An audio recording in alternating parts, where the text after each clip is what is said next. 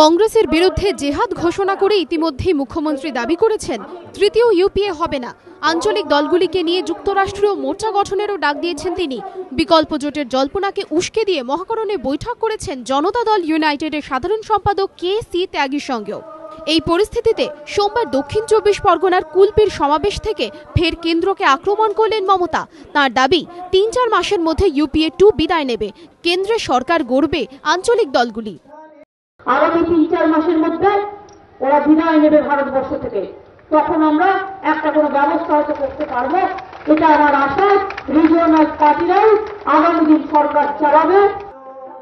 এদিনের সমাবেশ থেকে তিনি বলেন, আগামী দিনে নতুন সরকার এলে যে কোটি কোটি টাকা ঋণ বাবদ কেন্দ্রকে দিতে হয় সেটা দেওয়া তিনি বন্ধ করবেন।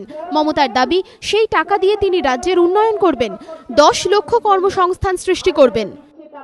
আমার ভাইরা চিন্তা করো না, আগামী সরকার আসলে এই ২৫,০০০ কোটি টাকা দেওয়া বন্ধ করবো।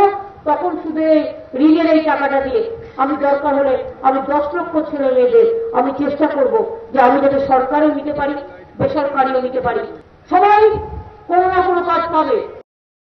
এনসিআরবির রিপোর্ট অনুযায়ী নারী নিগ্রহে দেশের মধ্যে রাজ্য শীর্ষে। এই রিপোর্টকে হাতিয়ার করে সরকারকে নিশানা করছে বিরোধীরা। এই পরিস্থিতিতে মমতার দাবি, এনসিআরবির রিপোর্ট আসলে কংগ্রেসের রিপোর্ট। কোথাও কোথাও মিথ্যে কথা বলে বেড়াচ্ছে আমরা নাকি ধর্ষণে নাম্বার 1। আরে একটা বলতে হয় বলে বলে দিই, কংগ্রেসে তো লজ্জা নেই, নির্লজ্জ হয়ে গেছে। কয়েকটা নেতা সিপিএম এর কাছে পিটিয়ে দিয়ে, আর বিজেপি নেতাদের টাকা নেয় সিপিএম ম্যাক্সিমাম এখানে চলে রাখবেন। এদিনও ফের বিরোধীদের আক্রমণ করেন মমতা। বলেন, কংগ্রেস, সিপিএম, বিজেপি সর্বনাশা জোট গড়েছে। বিজেপিকে সাম্প্রদায়িক দল বলে কড়া ভাষায় আক্রমণও করেন তিনি। বলেন, তিনি এনডিএ ও ইউপিএ কারো সঙ্গেই নেই, তৃণমূল একাই লড়বে।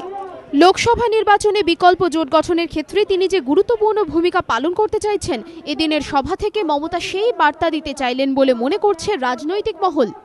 পাশাপাশি তাদের মত, লোকসভা নির্বাচনের আগে পঞ্চায়েত ভোটের মতো অ্যাসিড টেস্টে একলা লড়ে তৃণমূলের শক্তিও যাচাই করে নিতে চাইছেন মমতা। আর সেই কারণেই তিনি একযোগে নিশানা করছেন বিরোধীদের। বুঝে নিতে চাইছেন বিরোধীদের বিরুদ্ধে তার তোলা অভিযোগগুলি সাধারণ মানুষ কিভাবে নিচ্ছেন। আশাবুল হোসেনের রিপোর্ট, এবিপি আনন্দ।